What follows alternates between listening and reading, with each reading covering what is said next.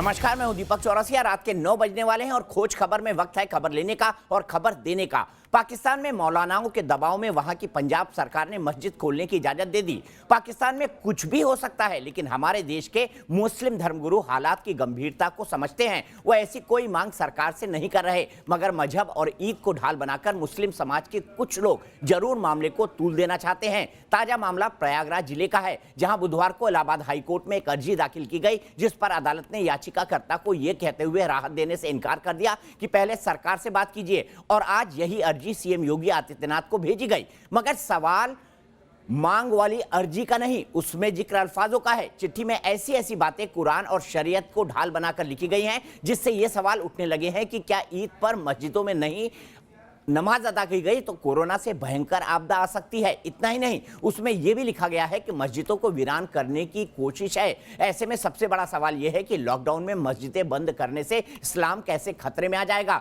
और क्या मस्जिद में ही नमाज पढ़ने से दुआ कबूल होगी। बड़ी बहस को आगे बढ़ाएंगे, उससे पहले देखिए याचिका में क्या क्या है और उस पर यूपी सरकार का क्या कहना है। मिनिमम 20 या 50, ये चूँकि धार्मिक कंट्री है, यहाँ हर धर्म के संप्रदाय के अनुयायी रहते हैं, हमारे ब्लड में धर्म की संस्कृति रहती है, तो हम लोगों को मेंटल पीस इससे नहीं होता मस्जिदों से दूर कर देने से। और हमारी इम्यूनिटी लेवल जो बढ़ने की बजाय घट रही है। मस्जिद में हम पूजा पाठ करेंगे तो हमारी इम्यूनिटी लेवल सैकड़ों गुना और बढ़ जाएगी। ईद पर मस्जिद खोलने की इसे मांग कहें या धमकी, कानून की पैरवी करने वाले कोरोना काल में एक मजहब का पाठ पढ़ाने लगेंगे कि मस्जिद में नमाज नहीं पढ़ेंगे तो इम्यूनिटी लेवल लो हो जाएगा। बड़े मुस्लिम धर्मगुरुओं की अपील सरकार की गाइडलाइंस को ताक पर रखकर मजहब के एक और ठेकेदार शाहिद अली सिद्दीकी बुधवार को अपनी अर्जी लेकर इलाहाबाद हाईकोर्ट गए थे। अदालत में याचिका खारिज हुई तो आज यूपी के सीएम योगी आदित्यनाथ को चिट्ठी लिखी और मस्जिद खोलने की गुहार लगाई। इस चिट्ठी में मांग की गई है कि राज्य के ईदगाहों और मस्जिदों को ईद के दिन 1 घंटे के लिए खोले जाने की इजाजत दी जाए। इसके अलावा जून महीने तक जुमे की नमाज के लिए हर शुक्रवार मस्जिद 1 घंटे खोलने की मांग की गई है। इस अर्जी के दूसरे पैराग्राफ पर लिखे इस अल्फाज को गौर से देखिए, जिसमें कुरान की आयतों का जिक्र किया गया है। इसमें लिखा है कि उससे बढ़कर जालिम कौन जो अल्लाह का जिक्र मस्जिदों में किए जाने से रोकते हैं और मस्जिदों को वीरान करने की कोशिश करते हैं। आखिर ये कौन सी सोच है, ये कौन से शब्द हैं जो कोरोना जैसी बीमारी पर भी मस्जिद में नमाज की जिद पर अड़े हैं? क्या इससे इस्लाम खतरे में आ जाएगा? उधर यूपी सरकार महामारी में किसी भी तरह की ढील देने के मूड में नहीं है। दरअसल जो हमारे पूजा घर हैं, मंदिर हैं, मस्जिद हैं, गिरजाघर हैं या हमारे जो गुरुद्वारे हैं, सभी में इस समय अब सभी धर्मों का जाकर के पूजा करना, जाकर के इबादत करना, जाकर के अरदास करना बंद इसलिए चल रहा है कि वहाँ पर लोगों का इकट्ठा होना होता है। कि अगर आप नमाज पढ़ रहे हैं और उस दौरान भी कोई व्यक्ति आवाज दे रहा है जान बचा लो, मेरी जान बचा लो, मैं मर जाऊंगा, तो आपको नमाज छोड़ना पड़ेगी। तो ऐसी परिस्थितियों में जब कोरोना की महामारी में पूरा विश्व और पूरा देश लड़ रहा हो, जान बचाने की गुहार हो रही है, जान बचाने की जुगत में पूरा देश और प्रदेश लगा हो, वहां पर इस तरह के रेट करना, ये मुझे लगता है मानवता के खिलाफ।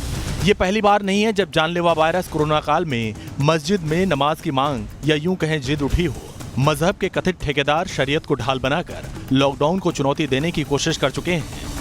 मस्जिदों में नमाज अदा किए जो परंपरा है उसका पालन नहीं हो रहा और कहीं ना कहीं इससे जो तमाम लोग हैं उनकी आस्था को ठेस पहुंच रही है, आस्था को चोट पहुंच रही है। तो इसी मांग को लेकर के शाहिद अली सिद्दीकी हाईकोर्ट पहुंचे थे। फिलहाल हाईकोर्ट ने दखल देने से इनकार किया। उसके बाद उन्होंने उत्तर प्रदेश सरकार को, मुख्यमंत्री योगी आदित्यनाथ को पत्र लिख करके अपनी मांग रखी। ऐसे लोगों को बड़े मुस्लिम धर्मगुरु आईना दिखा रहे हैं।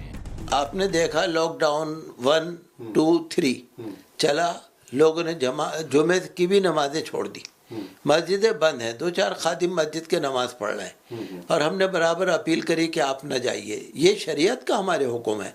आप ये ना समझिए भारत सरकार का हुक्म है, ये हमारी शरीयत का हुक्म है कि अगर कहीं पर किसी तरह का कोई खतरा हो, कोई परेशानी हो तो आप न जाइए। तो सबसे बड़ा सवाल, क्या वो शख्स जालिम है जो मस्जिदें बंद कराता है? क्या ये इंटरप्रिटेशन सही है? इसी पर बात करने के लिए हमारे साथ कई सारे खास मेहमान हैं। मेरे साथ मुफ्ती वजाहत कासमी हैं जो कि एक इस्लामिक स्कॉलर हैं, मेरे साथ एम एच खान साहब हैं, ये एक पॉलिटिकल एनालिस्ट हैं, मेरे साथ सिराज कुरैशी साहब हैं जो एक इस्लामिक स्कॉलर हैं, और साथ ही साथ सुप्रीम कोर्ट के वकील हैं शाहिद अली सिद्दीकी साहब हैं, इस मसले पर पिटिशनर है और इलाहाबाद से मेरे साथ जुड़े हुए हैं। मेरे साथ इफ्रा जान है जो कि एक इस्लामिक स्कॉलर हैं, कानून की विद्यार्थी हैं, शादाब चौहान है जो कि एक पॉलिटिकल एक्टिविस्ट और एनालिस्ट हैं। सबसे पहले शाहिद भाई आपके पास आना चाहूंगा। आपने शब्द का इस्तेमाल किया कि वो इंसान जालिम है जो मस्जिदों को बंद करने की साजिश रखता है। इस मामले में जालिम कौन है? नरेंद्र मोदी या योगी आदित्यनाथ या फिर उद्धव ठाकरे या फिर अमरिंदर सिंह?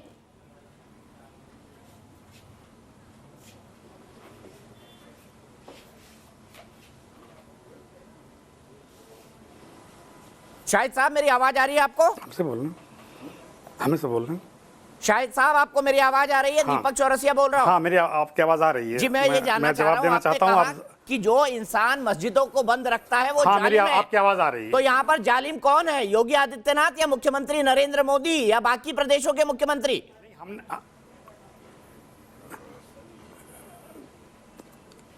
नहीं, कोई जालिम नहीं है। हमने ये कहा है कि सूरह बकरा जो कुरान की चैप्टर 2 की 114 नंबर की आयत है, उसमें अल्लाह का एक पैगाम है कि उनसे बढ़ के जालिम कौन, जो अल्लाह के घर में मस्जिदों में जिक्र अल्लाह को मना करते हैं और उसको वीरान करने की कोशिश करते हैं। ये अल्लाह का पैगाम है। ये कुरान की आयत नाजिल हुई थी। ये जो बैतुल मुक़द्दस के जब मिस्मार हुआ था, बंद हुआ था, उस ज़माने में ये आयत नाजिल हुई थी कुरान की। तो ये कुरान की आयत कोरोना पर लागू नहीं होती, लेकिन कहीं न कहीं ये कुरान की आयत से अंदाज़ा लगता है कि जो लॉकडाउन अगर पूर्ण रूप से नहीं है, हर तरह का कंसेशन लॉकडाउन में प्रोवाइड है। तो सबसे पहला कंसेशन ईश्वर के घर, चाहे वो मंदिर हो चाहे मस्जिद हो, उसमें भी 5, 10, 15, 20 लोगों को सिंबॉलिक रूप में नमाज पढ़ने की, सोशल डिस्टेंस मेंटेन किए जाने की 2 गज के साथ होना चाहिए था। क्योंकि हिंदुस्तान का हर निवासी धार्मिक होता है, हमारे संस्कारों में धर्म है। तो सबसे पहले इंसान खुदा का घर बनाता है, उसके बाद अपना घर बनाता है, ज़िंदगी बनाती है। जब से दुनिया बनी है तब से यही काम होता रहा है। लेकिन ये जो गवर्नमेंट का ये जो उद्देश्य जो पूजा घरों को अलग कर दिया, तो आज कम से कम 5 आदमी, 10 आदमी, 20 आदमी हर पूजा घर में जा कर के ईश्वर के लिए अकेले नमाज पढ़ सकते थे, अकेले सजदा कर सकते थे, कुरान पढ़ सकते थे, दुआ कर सकते थे। 5-10 आदमी के साथ जा कर के वहाँ पे ये आइसोलेशन मेंटेन करते हुए 2 गज का वहाँ नमाज पढ़ सकते थे। बहुत से कंट्रियों में सामूहिक नमाज पढ़ लेंगे तो आइसोलेशन रहेगा कहाँ? मेरा कहना है शाहिद अली साहब, अगर साथ में नमाज पढ़ लेंगे तो आइसोलेशन रहेगा कहाँ? बताइए ना। आइसोलेट का मतलब होता है अलग थलग हो जाना। आप तो कह रहे हैं मस्जिदें खोल दो, और गजब बात यह है कि किसी और धर्म से मांग नहीं आई, सिर्फ मुस्लिम समुदाय के चंद लोग कर रहे हैं। नहीं, ये मैं नहीं कह रहा हूँ। हम तो मस्जिदें खोलने की हमने बात ही नहीं किया। हमने कभी मस्जिदें खोलने की बात नहीं किया। मैं तो अपने लेटर में भी, याचिका में ये कह रहा हूँ कि कम से कम 20 लोगों के साथ 2 गज के फासले पे हर वर्शिपर के साथ उसको परमिट कर दिया जाए, और सैनिटाइज करने के साथ सारी हमारी स्कीम प्लानिंग के साथ, और जो हमारी कमेटी कहेगी कि भाई 10 आदमी 15 आदमी को कम से कम सिंबॉलिक फॉर्म में एक घर, एक परिवार के बताइए 10 और 15 आदमी जुटाएंगे कैसे? ये बताइए ना, 10-15 आदमी कौन जुटेंगे, कौन होंगे? बाकी लोगों को आप कहेंगे कि आप मत पढ़िए, किस हक से कहेंगे आपकी आप मत पढ़िए, आप 15 लोग पढ़िए? ये तो उनकी भक्ति के साथ नाइंसाफी हो जाएगी। 10-15 लोग जो भी हमारे होंगे वो हम डिसाइड कर लेंगे। कौन डिसाइड कर लेगा बताइए ना? ऐसा नहीं है। सिंबॉलिक रूप में 10 गांव के 10 कबीले का कोई एक आदमी चला जाएगा। ठीक है, आपने कुरान का जिक्र किया। मैं सबसे पहले मुफ्ती वजाहत कासमी साहब के पास चलता हूं। 20 आदमी, कासमी साहब ये बताइए कुरान की आयत कहां कहती है? तो बाराती तय करता है, दूल्हा तय करता है कि कौन बारात में जाएगा। अरे भाई, इबादत की बात है सर, अल्लाह के घर इबादत की बात है। यहाँ शादी विवाह नहीं हो रही है, यहाँ शादी विवाह नहीं हो रही है, बारात नहीं तय हो रही है। यहाँ पे नमाज के लिए लोगों के नाम तय हो रहे हैं। अंतर समझिए शाहिद अली साहब। मैं सीधे मुफ्ती कासमी साहब के पास जाता हूँ। कासमी साहब ये बताइए कुरान में कहाँ लिखा है? आपने देखा होगा माननीय योगी जी ने 2 अप्रैल को शाहिद भाई आता हूँ आपके पास, फिर आता हूँ मुफ्ती कासमी साहब। किया गया, उसमें माननीय योगी जी गए थे ना, अपने साथियों के साथ गए थे, सोशल डिस्टेंसिंग के साथ पूजा याचना किया। जी भाई, तो आस्था होती है ना। इसमें 2 बातें हैं दीपक भाई। या जुमे की नमाज घर में नहीं पढ़े, एक तो ये है कि नहीं पढ़ेंगे। अगर ये इस नजरिए से बोल रहे हैं कि मस्जिदों को आबाद करना है, तो उसके लिए सेंट्रल और स्टेट सरकारों ने पहले ही वहां के स्टाफ को परमिशन दे रखी है कि वहां 2-3-4 लोग हैं वो अपना काम कर रहे हैं। और दूसरे आपने देखा होगा इन 5-6 दिनों में दीपक भाई कि पूरे मुल्क के जितने मुफ्ती हैं, बड़े उलमा हैं, उन सब ने फतवा दे दिया है कि वो ईद की नमाज अपने घरों पे पढ़ लें या फिर चाश्त की नमाज पढ़ लें। और कुरान पाक की जो आयत इन्होंने कोड की है, मैं इनको पढ़ के सुना देता हूँ। वमन अज़लमु मिम्मन मना मसाजिदल्लाहि अन युज़करा फी हस्मुहु व सअ फी खराबिहा उलाइका मा कान लहुम मन यदखुलूहा इल्ला खाइफीन लहुम फिद दुनिया खिज़्य व लहुम फिल आखिरति अज़ाबुन अज़ीम। आयत का शान नुज़ूल इन्होंने खुद बता दिया है कि यह आयत क्यों नाजिल हुई थी, और इस आयत को इस ख़त में यहाँ इस तरीके से कोड करना इंतहाई इस्लाम और कुरान करीम की इस आयत के साथ नाइंसाफ़ी है। चूँकि इस लॉकडाउन में, इस महामारी में, इस वबा में पूरे मुल्क की तमाम मज़ाहिब की, पूरी दुनिया की सारी इबादत गाहें बंद हैं, और इन्होंने, अगर ये माशाल्लाह पढ़े लिखे हैं, वकील हैं मेरे भाई, इन्होंने देखा भी होगा कि हरम शरीफ और मस्जिद नबवी में भी चंद लोगों को, स्टाफ के, अमले के लोगों को इजाज़त है कि वो जाके वहाँ नमाज पढ़ रहे हैं। यानी अगर ये इस नज़रिए से बोलते हैं कि मस्जिदों को आबाद करने वाली बात है, तो मस्जिदें तो आबाद हैं, और अगर ये इस नज़रिए से बोल रहे हैं कि मस्जिदें खोल देनी चाहिए, तो मुफ्ती फतवा दे चुके हैं, पूरे मुल्क के मुफ्ती बग़ैर मसलक के अपने अपने घरों में नमाज पढ़नी है। तीसरी बात जो मैं समझने की कोशिश कर रहा हूँ कि शायद ये कुछ ऐसे ठेकेदार अब नए पैदा हो गए हैं कि 10-20 जो महल्ले के अच्छे रईस लोग होंगे कि इनको परमिशन मिल जाए ईद की नमाज पढ़ने की, और गरीब आदमी बेचारा अपने घर बैठा रहे। दीपक भाई, एक सवाल मेरा बनता है आपकी इस बहस में, बहुत ही बेहतरीन बहस बुलाई है, ईद के मौके पर मैं आपको मुबारकबाद दूंगा कि आपने इतनी अच्छी बहस बुलाई है। मेरा सवाल ये बनता है कि ईद की नमाज तो वाजिब है, इन मुसलमानों पर कलमा तौहीद पढ़ने के बाद, नबी की रिसालत मानने के बाद 5 वक्त की नमाज फ़र्ज है, और कई जुमे लॉकडाउन में गुजर चुके हैं। उन जुमों के लिए और फ़र्ज नमाजों के लिए इन्होंने कोई तरतीब नहीं बताई, ना कोई पिटीशन लगाई। ईद की नमाज वाजिब है। इस मुल्क में और पूरी दुनिया में हज़ारों लाखों गाँव ऐसे हैं कि जिन लोगों पर जुमा वाजिब नहीं है, उन पर ईद भी, जुमा फ़र्ज नहीं है, उन पर ईद भी वाजिब नहीं है। तो ईद की नमाज के बारे में हज़रत अब्दुल्लाह इब्न मसूद रज़ी अल्लाह अन्हु की एक रिवायत है, नबी करीम सल्लल्लाहु अलैहि वसल्लम ने फरमाया कि जो लोग ईद की नमाज नहीं पढ़ सकते वो चाश्त की नमाज पढ़ लें, 4 रकात पढ़ सकते हैं। तो मुझे लग रहा है कि वकील साहब पता नहीं क्या चाहते हैं, क्या नहीं चाहते, मैं बहुत नहीं समझ पाया हूं, लेकिन पूरे मुल्क के मुत्तफिका उलमा का फैसला है कि हम लोग ईद की नमाज की ना इजाजत मांगेंगे और ना इससे इत्तिफाक करेंगे। ठीक है, मैं सीधे आपसे जानना चाहता हूं शिराज भाई, देवबंद ने फतवा जारी कर दिया है, उसके बाद बरेली दरगाह ने फतवा जारी कर दिया, ये आपके दिमाग में फितूर कहां से आ गया? ये तो चर्चा होने लग गई पूरे देश के अंदर कि मंदिर नहीं खुल रहे हैं, गिरजाघर नहीं खुल रहे हैं, जैन टेंपल नहीं खुल रहे हैं, बौद्ध टेंपल नहीं खुल रहे हैं, लेकिन एक शिराज अली है हिंदुस्तान में जो बोल रहे हैं, शाहिद अली है हिंदुस्तान में जो बोल रहे हैं मस्जिदें खोल दो। उन्होंने बता दिया मुफ्ती साहब ने, आबाद तो हैं, मस्जिदों में पूजा हो रही है, और अगर आप चाहते हैं नमाज पढ़नी है तो 5 लोग जाके पढ़ सकते हैं, उसको 15 करने का या 20 करने का मतलब क्या है, लॉजिक क्या है?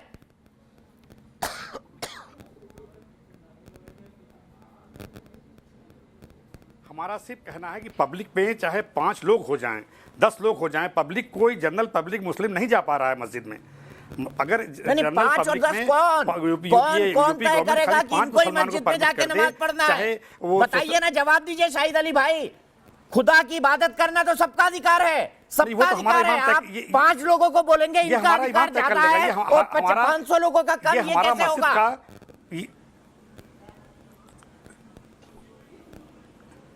नहीं, ये हमारा तय कर लिया, हमारा घरेलू मामला है। ये हमारा मामला है कि हम कैसे पैमाने से तय करेंगे मस्जिद का घर जिसका नजदीक होगा, कैसे होगा, जिसके अंदर ज्यादा तकवा होगा। अच्छा, मेरा घर दूर है तो मैं नमाज नहीं पढ़ूंगा, ये कौन सा कानून हो भाई? ये किस आयत में लिखा हुआ है, ये किस हदीस में लिखा हुआ है? शिराज भाई बताइए, मेरा घर दूर है तो मैं मस्जिद में नमाज नहीं पढ़ूंगा ईद की, ये किस आयत में लिखा हुआ है, ये किस कुरान में लिखा हुआ है? देखिए आर्टिकल, हमारा कहना है कि ये लॉकडाउन पूर्ण नहीं है। जब ये लॉकडाउन पूर्ण शराब बेचने तक के लिए, पीने तक के लिए खोला जा सकता है, तो ये 5-10 लोगों को मस्जिद में जाके कुरान पढ़ना, सजदा करना, शुक्र अदा करना, अल्लाह के लिए दुआ करने से रोकना, ये मैं समझता हूँ कहीं न कहीं जाने अनजाने में हम लोग नास्तिक की तरफ बढ़ जाएंगे। ये नास्तिकतावाद, जब ईश्वर इस दुनिया में है तो उसके घर में आबाद करने के लिए चाहे 2-4 पब्लिक को जाना चाहिए। आज एक पब्लिक भी नहीं जा पा रही, एक ठीक है मुसलमान खान भी साहब, जनरल पब्लिक का नहीं जा पा रहा। खान साहब जो कंपैरिजन मौजिन है, देखिए, हमने खुदा देखा की एक इबादत मौजिन का बेचारा इसलिए इलाहाबाद में खोलना मर है गया, अकेला क्योंकि आदमी शराब था। की दुकानें खुल गई। शराब की दुकानें क्यों खुली उसका एक अलग लॉजिक है। लेकिन खान साहब मुझे बताइए,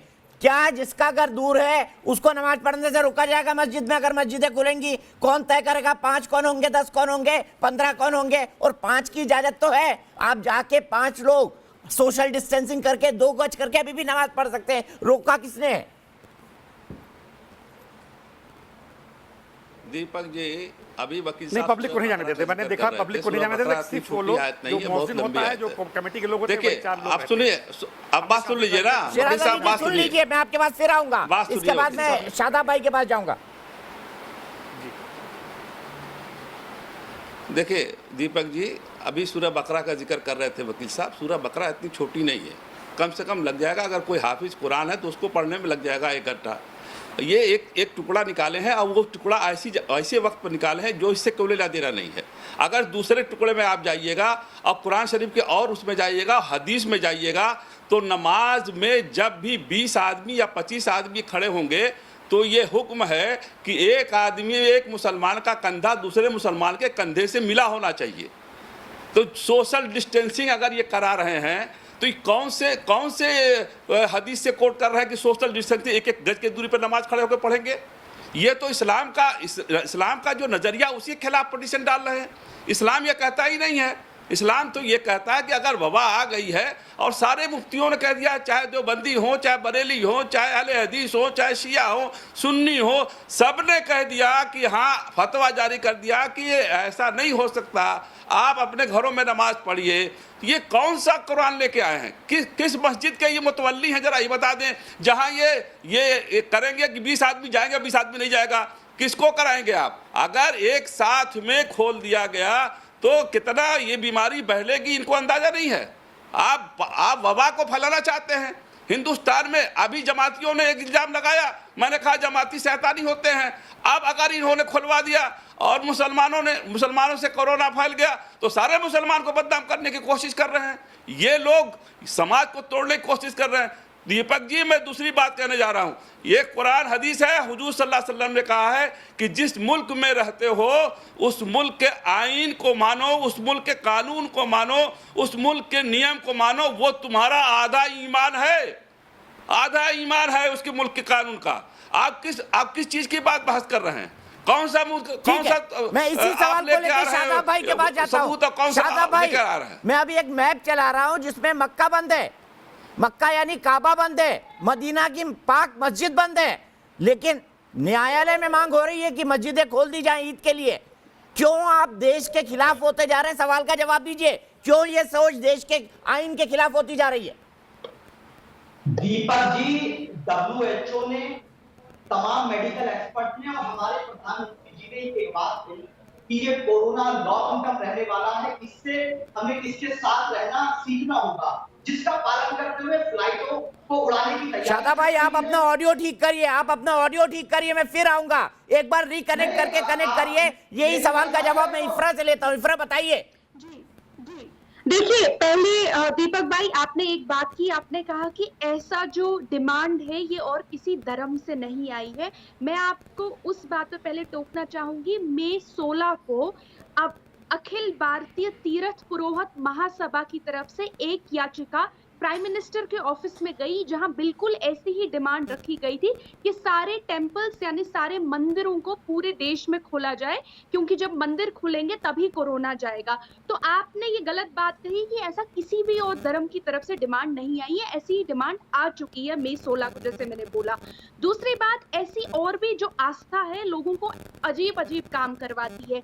रामनगर में कुछ 2-4 दिन पहले एक बहुत बड़ा मेला हुआ, जहां लोगों ने आरतियां की, बहुत पब्लिक में जमा हुए और कहा कि हमारी आस्था की वजह से जो है कोरोना चला जाएगा। वहां पे भी जो पुलिस है उसने उस बात को नोटिस कर लिया है। तो ये सिर्फ मुसलमानों का एक पेटिशन नहीं आया है, ऐसी बहुत सारी पेटिशंस आती रही हैं। और मैं जो है एक लिबरल होने के नाते कहती हूँ कि ऐसे सभी पेटिशंस को खारिज किया जाना चाहिए।